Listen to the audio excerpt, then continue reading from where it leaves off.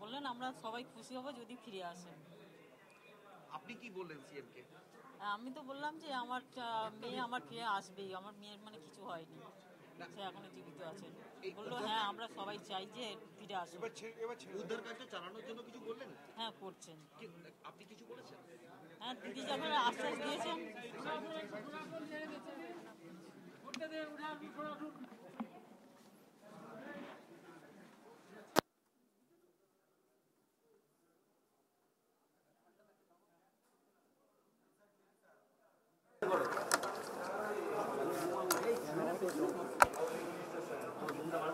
CM কি বললেন? CM একটা মায়ের প্রতি যতখানি সহানুভূতি জানাবার, সেই সহানুভূতি জানাবার জন্যই এসেছিলেন। পরবর্তী ক্ষেত্রে মায়ের সঙ্গে যোগাযোগ রাখবেন কিংবা মাকেও যোগাযোগ রাখতে বললেন। যেহেতু একজন বাড়ির মেম্বার মিসিং রয়েছে, আমাদের পরিবারটাকেও সেই পরিবারের মতোই দেখছেন বললেন, তো সেই হিসাবে তার তো কোনোরকম কোনো কিছু তার তত্ত্বাবধানের মধ্যে আমরা কিছু পাইনি।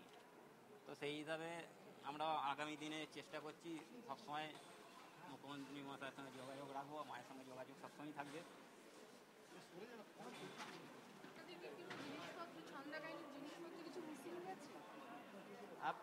বর্তমানে আমি এখানে বাড়ি ফিরে যখন দেখলাম কিছু কিছু মিসিং, যেহেতু আমার লাগেজটা মাই গুছিয়ে দিয়েছিল, তো মাই ভালো জানবার কথা জানে কী কী মিসিং রয়েছে।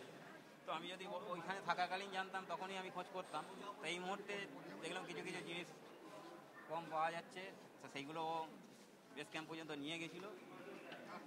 সেটার ব্যাপারেও যারা যারা টিম গেছিলো তাদেরকে যাতে জিজ্ঞেস করা হয়।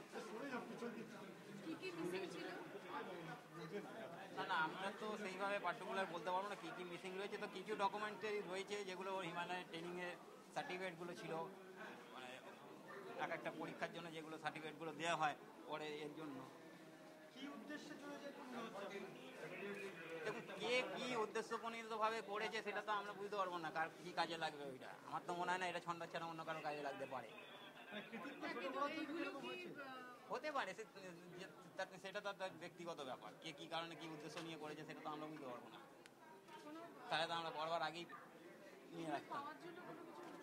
হ্যাঁ সেটাও আমাদের মুখ্যমন্ত্রী মহাশয় আশ্বাস দিয়েছেন, আমাদের মাননীয় আমাদের বিশাল মহাশয়কে দায়িত্ব দিয়েছেন যে ওটা দেখবার জন্য, পরবর্তী ক্ষেত্রে নেপাল গভর্নমেন্টের যোগাযোগ করার জন্য।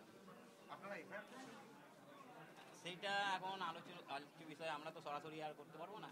সেটা আমাদের যে মিনিস্ট্রির ওখানে দায়িত্বের মধ্যে রয়েছেন, তারা কীভাবে কী প্রোটোকলের মধ্যে পড়ে সেগুলো আগে জেনে নিচ্ছি।